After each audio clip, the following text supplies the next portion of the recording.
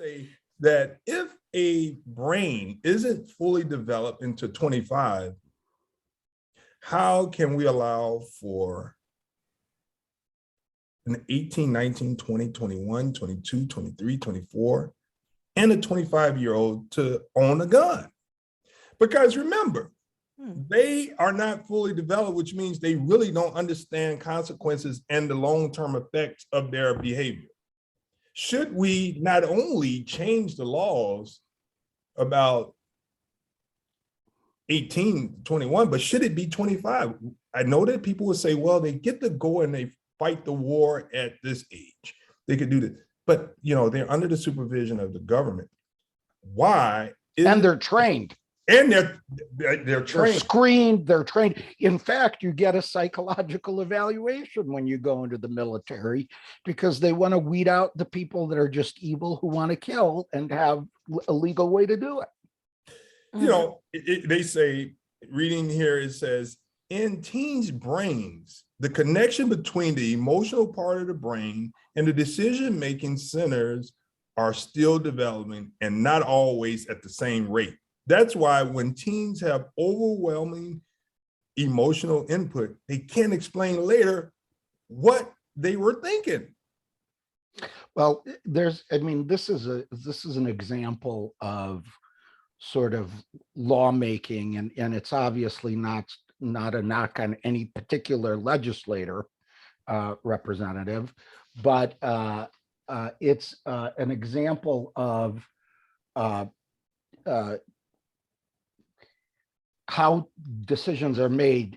A lot of the numbers that are put into laws are not necessarily scientifically based, or weren't when they put in, and now nobody, so for example, why was the speed limit 55? Was there something particular about that number rather than 50 or 60 that made it the sweet spot? Right now, as you know, Representative, I also work on cannabis issues.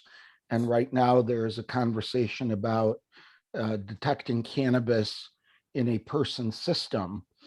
And you can detect a cannabis in a person's system, but the level at which there is impairment has not been established. Okay, so if you say right now, you get a DUI if you have X amount level of milligrams per whatever in your blood of THC, you're legally intoxicated. Well, you might be legally intoxicated, but you may not be actually intoxicated. Right. So there are all these, in part, it's not an exact science, and you guys have to sort of pick through a bunch of, chaff to get to some wheat as legislators. But maybe it's time to go back, like you alluded to, and rethink some of these things. If we now, I don't want to cut you, but listen to what you said. You said, why did we change the speed limit? Why did we change this and that? Because we learned that we need to.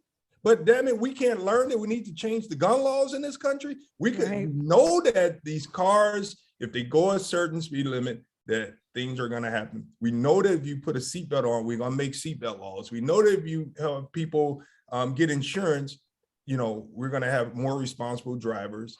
All these things that this country allows us to become more perfect, we do, but we make sacred the Second Amendment without giving the true Second Amendment card holders the protections that they need so they can enjoy it to the fullest and keep America safe.